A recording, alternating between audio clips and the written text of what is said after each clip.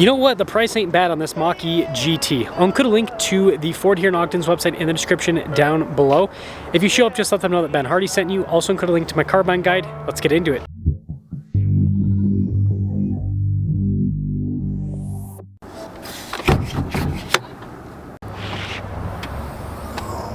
This has a 91 kilowatt hour battery pack, 280 miles of driving range, 480 horsepower, and then 700 pound-feet of torque because it's got the performance upgrade and also has a little frunk.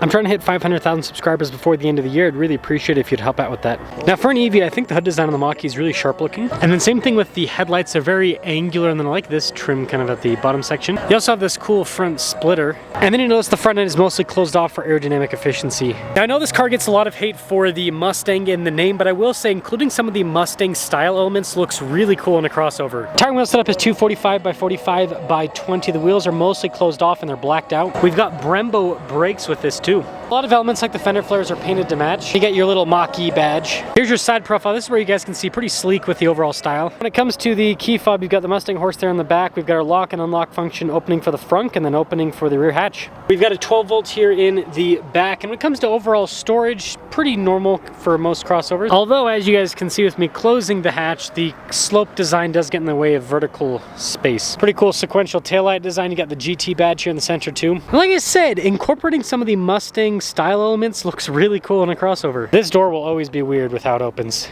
Now I do like the soft touch at the top with the suede down below on the door panel. And then these seats are really cool with the perforated trim all down the center section. This is a weird camera angle, but anyways, partially perforated is what I should say. Anyways, legroom, it's tight, but I fit. And then we do have some vents here in the rear with the USB ports. Although it's pretty sloped, I do have an okay amount of headroom. Let's now pop up front. Now we've got the dual use of materials up front, just like in the back. Blind spot monitoring with the mirrors. We also have our memory seat functionality, and then the mirrors power fold in. The seats in the GT are definitely funky looking. Power adjustable for the driver with lumbar support. The passenger seat's also power adjustable with lumbar support. Let's start her up. Mustang horse front and center with nice soft touch trim all around the steering wheel. Practical controls for the volume, voice command controls on the right side. On the left side, you got your adaptive cruise control. Now, a big change for the new Mach-e's is you've got a column shifter. It's electronic, but a little bit different. And then we do have a digital gauge cluster here, front and center. You can change some of the information that's displayed, but it does show you off to the left-hand side your state of charge and how much range you have, and of course your speed, all the important stuff. 360 camera. Looks like the camera's a little bit dirty. Sorry about that, but good resolution. Now at the bottom of the screen, we've got our controls for the dual zone climate. This also comes with heated seats and a heated steering wheel. It is a vertically oriented tablet. And then up top, we've got a little shortcut bar for like the camera. That's for your different programs in the car, just normal stuff here. Apps, I should say. But car tab's important, so huge sidebar right there. And then off to the side, we're on the vehicle tab right now. This controls the drive modes, your one pedal drive, propulsion, sound, all of that. Got some USB ports down below, and you can see the storage up front with a wireless phone charging pad. Cup holders in this section, more storage up here. That's for your parking assist, hazard lights, parking brake. And then you can see this little armrest thing with the GT logo that moves. Underneath the armrest, we do have some storage with more USBs and a 12 volt. And this is cool with the trim that goes across the dash with the vents as well. And then you guys probably saw earlier, but glass roof. So Mach-e GT 2025, $57,745. Let's see how this performs. Mach-e GT. I just reviewed the, excuse me, I just reviewed the Rally Edition the other day. So kind of cool to review the regular GT. And I will say that one of the reasons why I'm doing these reviews is because Ford lowered the prices on their Mach-e's and all their electric vehicles in general. And now this is like really appealing in my opinion. At sub $60,000, the performance you get, the interior, the features and everything, and that rally package is really cool too. It has the same performance as this, just kind of some off-road doodads added to it.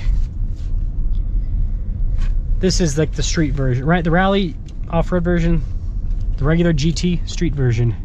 Depends on which way you want to go. So, first off, yeah, it's got some power. It's got some power, folks.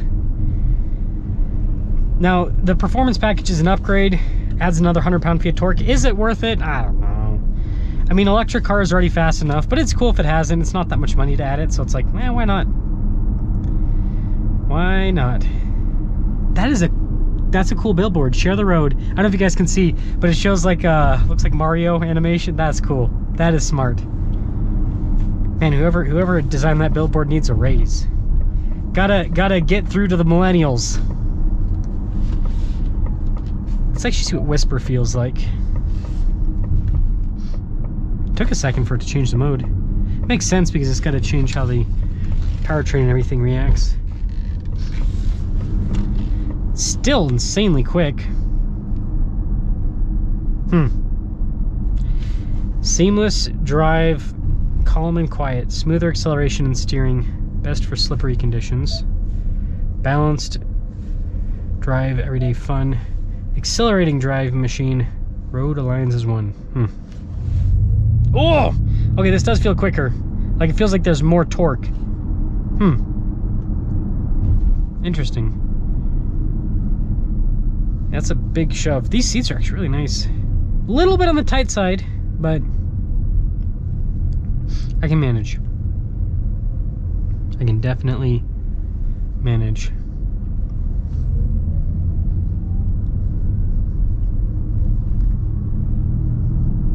Yeah, smooth.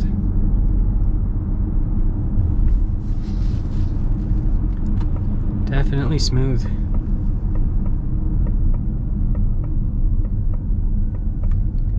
Yeah, the one pedal is definitely nice. I mean, every single EV has it nowadays, but it's kind of cool just having to, like, basically use the brake only for emergency situations, and mostly just, again, one pedal throughout stuff. I think it's a big plus. Oh, buddy. Yeah, that's too much power. That is too much power. This is not necessary at all. Why? It's fun, but why? I mean, it feels like it's about to rip the tires off. And I've driven fast cars. I've driven plaids and stuff. So this thing's pretty cool. You know what? I think I might be able to get behind some of these. At this price point, I think the EVs are becoming a lot more appealing. You know, when EVs are way more expensive than an equivalent gas car when it comes to performance and features and all that, it's like, pass. But once you get it to where they're closer in price, I mean, think about this for a second. This has similar performance to, like, oh, the handling's good too. This has similar performance to, like, high-end, you know, high-performance luxury speeds. Like, this is like BMW X5M levels of, it doesn't have much horsepower, but it feels like, from the seat of your pants, feels pretty much just as quick. So it's got like that level of performance, and it's sub $60,000. That seems pretty appealing. I mean, most crossovers that are this size, this price category, are going to have, I mean, what, you're not even a BMW, it's like, you can't even get a BMW X5 for this amount anymore. I think a BMW X3, maybe that's even more expensive most of the time. So it's kind of hard to find a gas equivalent. I think these electric cars might hurt luxury car sales. Interesting thought. Luxury performance cars, I should say. Because it's like, this gives you the performance, it gives you a lot of the luxury, it gives you cool looks and everything. I don't know. Let me guys think about the Mach-e GT, but with the new pricing, definitely a lot more appealing than it was before.